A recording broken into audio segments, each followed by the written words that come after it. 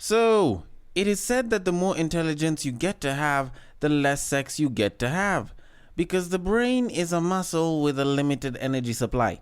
So, in a sense, you could say that my IQ is currently my biggest cock block. Get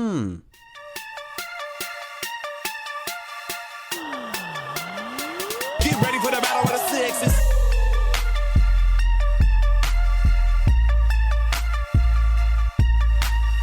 Or the other alternative that's there is blaming education and saying that education is the reason why I'm, cock blocked.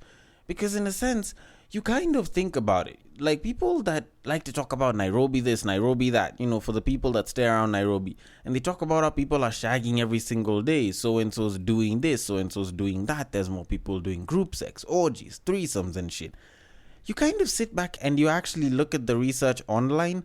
And a lot more people are complaining that the younger generation is having way less sex. Like, it doesn't make sense. Like, I could say that because we're more intelligent, we're not having as much sex, but now that would mean that I'm insulting people of Nairobi and calling them daft, which they're not, trust me. Enough of them outsmart me on a day-to-day. So, in a sense, you could blame it on other things, porn, although apparently according to research, it is also said that people who watch more porn have more sex, which is, quite interesting. And, when you look at some of the other research that's there, they're blaming all the other bits of entertainment. So, ladies and gentlemen that have a problem with people who watch porn, the reason why we're not having a lot of sex as a generation of young people isn't because of Pornhub. It's actually because of Netflix. Because people have more stuff to watch on Netflix and don't really feel the need of going to pursue a relationship. But anyways, we have a podcast to do, and funny enough, it actually does relate to relationships, so we might as well get a crack on. So, in typical fashion, welcome to Break Time on Westside, your number one break time podcast, coming to you from Nairobi, Kenya. The man on the mic is a man that is going to stop watching Netflix, otherwise some of us won't get laid around these streets. He is a man who loves his women the same way he loves his yogurt. It is none other than your tall, dark, and mildly handsome man, Sir Denver B. The show is Battle of the Sexes, your weekly love, sex, and relationships show, where I get to make some comments. Some people find me intelligent, other people think I'm a little bit misogynistic, but usually at the end of it, because we happen to mention a bit of sense in a couple of episodes, we happen to seem a little bit good. So we usually take those comments and the criticisms and we move on. Now, when I was planning for this episode, I will not lie, I had planned to put someone else on the rant spot, and that person was Brie Larson, but for some reason, I happened to get a very interesting article that kind of drove me the wrong way. And I decided, I'll shelve the Brie Larson story for another day, another time. It's not something that'll age or anything, so I can leave it in the shelf. Now, the story that I'm talking about happens to relate to a certain OnlyFans model known as Crystal Jackson, whose 3 kids happen to be kicked out of a Catholic school because she is on OnlyFans. And I have to admit, there is a bit of a discrepancy here, because the people that run Catholic schools are usually priests. And you wouldn't expect priests to know this, so who told them? Let's say a parent went and said, this is an OnlyFans model, she's an adult entertainer, blah, blah, blah. And in a sense, that would probably seem circumstantial. Maybe someone said that out of hate or something. So these guys would have to find out what OnlyFans is. And once they do and they find her account, then maybe that would give them grounds to actually get rid of those kids because, ruining the reputation and shit. But still, hold up, wait a second. OnlyFans is only a platform where individual creators create subscription-based content. So it can literally be anything. It can be you mopping the floor or you mopping the floor with someone's face on it. So guess what? They'd have to actually find out what her content is, and that would most probably require subscription. So, in a sense, if this lady, who some people would guess is an adult entertainer, just so happened to be on OnlyFans and just so happened to have adult content there, and they subscribe to actually find out that she has adult content, then, in a sense, they technically watched pornography. Now, in as much as you might want to kick somebody out because they produce adult content, if you actually watched it, whether it's to find out that she's an adult performer or not, either way, it's pretty much a case of the pot calling the kettle black, because how is it that you found out that she was an adult performer if you weren't viewing her content? Because if you weren't viewing her content to actually know that she's an adult performer, then everything that would come out would merely be hearsay. And hearsay in itself wouldn't be enough reason to expel somebody's kids because their parent is an adult performer. And this is probably part of the reason why I find Christianity to have a fuck ton of hypocrisy in it. And I'm not doing this to take a shot at Christianity or anything. It's just that when you look at a lot of religious organizations and religious people, they always like to pull this thing of, you know what, we'll accept you. Regardless of the sins that you've gone through, regardless of the problems that you've caused, no matter how bad you are, you know what, God loves you and we are supposed to accept you because you are a Christian and you are a child of God. And they will take you, or at least they're supposed to. So even though you were a hoe and you walked into a church after hoeing around, you're supposed to be accepted wholeheartedly. But guess what? Try doing that as a hoe. You will walk to that church, you will get to that door, and you will be told, unfortunately, you cannot walk in because you are dressed like a hoe. On top of that, when you look at cases like this, where somebody is supposedly an adult performer, I find it incredibly hard and pretty much impossible to understand why it is expelling her kids from your school is supposed to change anything. Because it's not like the kids were performing with her. It's not like the kids have an OnlyFans. It's the mother. She's doing what she can to get that bread and bring it home. We don't know if she just shakes her booty or if she hops on dick on camera for that shit to happen. And honestly, it's not yours or anyone else's business to really care about how it is she makes her money so that she can put the kids in school. Your business is the kids' well-being when they're in school and the parents paying the fees, which she clearly was. Because how many drug dealers' kids must have been there? How many criminals' kids must have been there or are even there in the first place and are continuing to learn freely simply because the parents haven't been caught or their parents aren't fully identified? That's probably a pretty huge number of them, but it's not like they're all being kicked out because their parents are supposedly drug dealers. And frankly, if the kids aren't the ones with the OnlyFans, why exactly are they the ones being expelled? Like, I'd have understood it if it was the mother's workplace that chose to fire her, but the kid's school? That's bullshit. And anyways, it's not like priests are actually that immune from shit like that. They've done way worse. At least this woman probably danced around on camera. Maybe she hopped on dick. These priests are looking at 10-year-old boys and they're like, And then they're busy thinking about what they could do with them. Like, it's not like priests are entirely immune from that shit. They've done a couple of weird shit themselves. And they're the ones that are busy taking the high road now. Honestly, this is part of the reason why I will continue to say that the biggest enemy of Christianity is the Christians themselves. And hell, the worst ones are the Christian leaders that are supposed to be driving more people into Christianity. Like, I'd have thought these priests would have been a little bit smart about the whole thing if they find out such a thing happens, and go get those kids and put them through some specialized form of Christian conditioning that would make them even more Christian, and they would end up being the ones to tell their mother, you know what, OnlyFans isn't the way. Drop OnlyFans. It's not a very Christian way to make money. There's better ways to do it. Go start a YouTube instead. But guess what? These priests were dumb enough that they decided to expel all three of these boys simply because their mother has an OnlyFans. And this is why even fewer parents are gonna try and be Christian or take their kids to Christian institutions simply because they have OnlyFans. But then again, now that I think about it, it was probably a good decision that those kids were expelled.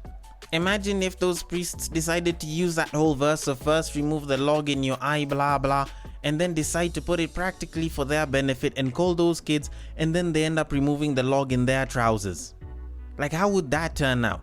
Probably not too nice. But anyways, we should probably move it on and get to the main topic. But before we do that though, do you have controversial opinions? Do you like to engage in political commentary? Are you interested in current affairs? If so, this is Bunge is the podcast for you. You can catch myself, Sandrine, Jagame, and Nalo every week under Kenya Public Radio.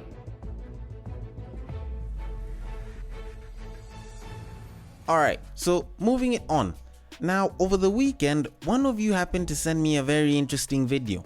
It involves a bit of a dating story, and I will break that down in a little bit. So first of all, let me start by giving a mad shout out to Lorna, who sent me the video. You know, Lorna, thank you so much. You're a huge contributor and a huge fan of the podcast, and we appreciate you for that. So let me play the audio for you guys, and then after that, as usual, we can discuss and break down this whole thing. So here it is. From a man's perspective, tell me if this is just way out of pocket. And this is why we talking prenuptials and shit. On the first date, I had to get my daughter something to eat before he took me out. So I was like, can you run me by the McDonald's real quick because I'm running behind, woo woo. We get to McDonald's. All she got was her classic, a milkshake, 4-piece nugget, and a small fry. When the lady at the window asked for the bread, He's like, where's that? yeah. Nigga, you said run me through McDonald's real quick so we can, yeah, nigga, you gonna pay for it. McDonald's. I'm sorry. Okay. I think that's the Already, problem that was right the first problem. That ain't no problem. At that moment, That's your problem. Look, and it was at that moment. Now, I had the You bread. could've paid for the- And I even asked him, did he want anything? But look, it was at that moment that I knew you were never getting this pussy. Because he ain't paid for your daughter food?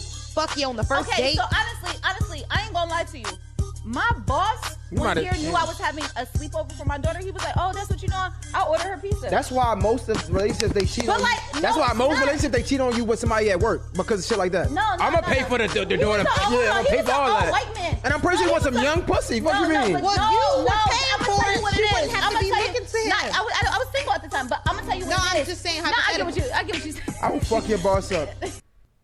Now, I really want to start getting into this woman and this entire topic and this entire story that she brought up. But before I get to that, let me just start by saying this, and this is just a very, very simple suggestion. Can women stop paying for their own things now? Like, I get it, you expect a guy to do it, he's supposed to provide, blah, blah, blah. But clearly there's too many of you that aren't used to handling your own bill. Especially when there's someone else around. Especially when someone else just so happens to have a penis and call themselves a male. Like, the idea that a guy has to pay for stuff should probably end, especially considering that both genders now are in the working sectors. You know, people will go and they'll work, people will go and make their money, and then you'll still expect someone else to handle your bill.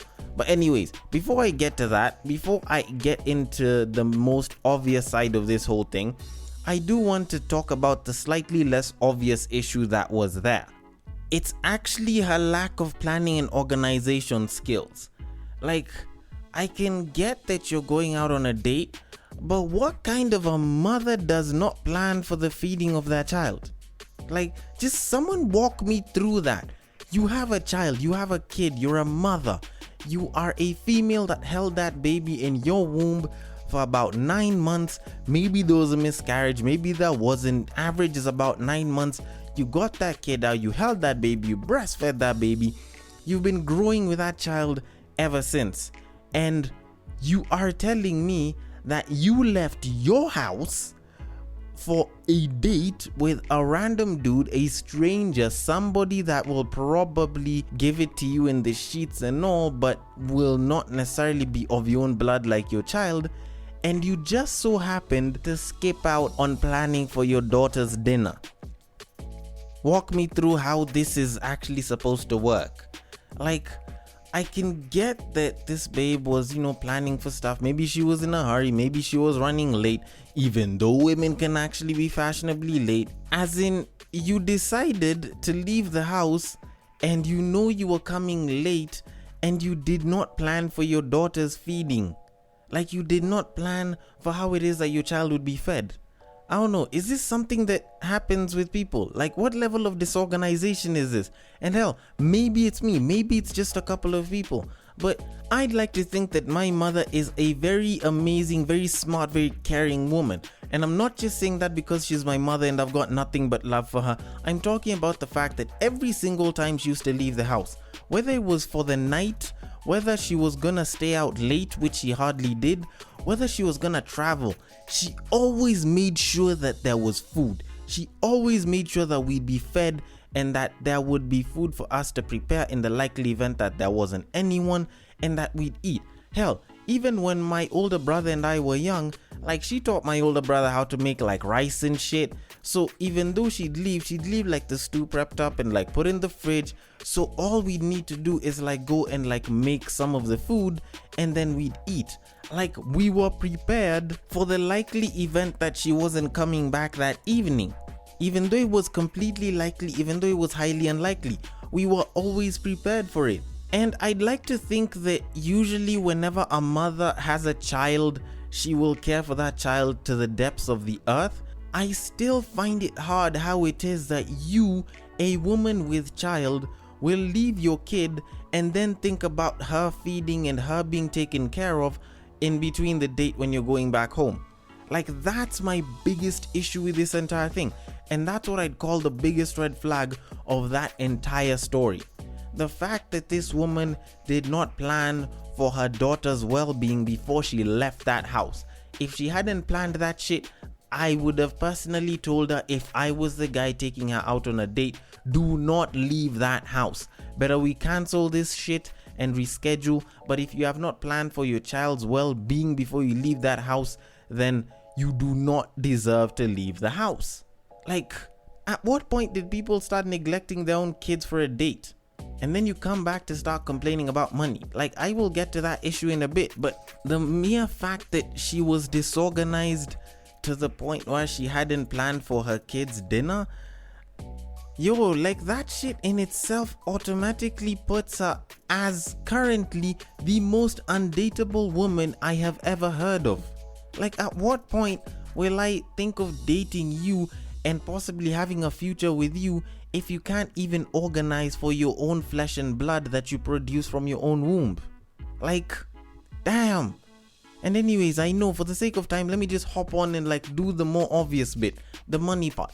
Yes, I get it. People still go on dates, even though I said that people shouldn't be going on dates because, well, they've kind of become obsolete. People slide into DMs nowadays. And I spoke about that extensively on Battle of the Sexes episode 52, titled Is Dating Outdated? So you can probably go and listen to all my sentiments there. I might have had a problem with it, but you know what? Let's let that part go. Let's go into the part where this guy already handled the bills for the dating. He's gone, he's picked her up, they've gone, they've eaten, they're coming back home, and she's like, you know what? How about you take me through McDonald's so that I can grab my daughter a meal? And he decides to do that, and she expects him to pay. The fuck? I get it. You want a provider in your life, but damn, this guy's technically still a stranger, and you're expecting him to handle your kid's bill. Like, it's not like he's gonna date the kid. That kid isn't gonna hop on his dick. You are. You're the one that I'm taking care of. Your kid isn't my problem. That's how I'd have handled it. Like, the worst part was even how she said it. She was like, run me by McDonald's. So in a sense, she was the one who was supposed to handle that bill. Because take for example, if a woman approaches a guy and says, hey, I want to take you out on a date, and then goes for the date with a guy and expects the guy to pay, wouldn't you also find that a little bit surprising? And the worst part about it is, she's actually confidently saying this entire story as if the guy was the one at fault. Like, this babe automatically moved from a green to an automatic red set of flags. Because how is it that a babe that's so fine, trust me, I was watching this video, this babe is actually pretty fine. She just moved from like the green to the orange by expecting someone to pay the bill. You know, that's something that can be taught to someone. To red by the mere fact that she was so disorganized that she didn't plan for her kids' well-being. And I have to be honest, like, people can be daft. People can say all sorts of shit about paying bills, and I can still come in and talk about independent women this or independent women that, but I think the whole bill paying thing is a matter of two people, and it's something that we can always go back and forth. It's something that can be taught, learned and unlearned, shit like that. But the mere fact that this woman was not organized enough to have taken care of her child's well-being before she leaves the house for extracurricular activities, because, you know, dating technically classifies as that, is probably the biggest red flag, or even in this case red flags, that have actually been put out in this entire thing. Like, that babe is fine enough that most guys would want to date her, but she is ugly enough in the head that I do not think anyone would want to do anything besides just smash and grab. As in, the only thing I would recommend any guy to ever do with such a woman is literally just hit and run. As in, come and go. As in, ejaculate and evacuate. Do not bother spending any more moments with such a woman, because this is the kind of person that ends up bringing you down. This is the kind of person that makes a billionaire a millionaire. This is the kind of person that will walk around saying, oh, I want a man that I can grow with. Oh, I want to be the guy that I can invest with and we can break generational curses. Women, if you can't plan for your daughter's own dinner that is tonight, how exactly are you going to plan for a future that's 10 years? As in, there's a bit of daftness in that, you know? Like, a lot of women like to talk about the whole thing about growing with their partner, but if you're already messing up at the basics, how exactly do you expect to handle the big stuff? Do you think that you can start handling investment portfolios and look at interest rates so that you can decide on savings plan, or look into real estate and value whether one thing is just speculation and whether the other thing is real or not? How do you expect to start handling like tough financial decisions if something as simple as feeding your own child isn't something that you can do very well? Seriously, I want to know how people actually think that they can do such a thing. Like, start with the basics and work it up. Start to learn the basics. If you can't even be a good mother, I don't even think you'd make a great wife. Like, I know those are two mutually exclusive roles, but still, damn, you can't even be a good mother to your own kid? Woman, like, I'm even feeling sorry for the kid now. But anyways, I want to know your thoughts on this. Like, I'm not even gonna make this an either or situation. I'm gonna leave this one open. The DMs are open. On Instagram, it is at Breaktime on Westside. On Facebook, it is also at Breaktime on Westside. And on Twitter, if you want to slide into my personal DMs, it is at Bagaka the D. Thank you so much for listening all the way till the end. And if you are listening via Castbox, feel free to drop your comments there and I will attend to them accordingly. And I will catch you guys on the next break. Take care.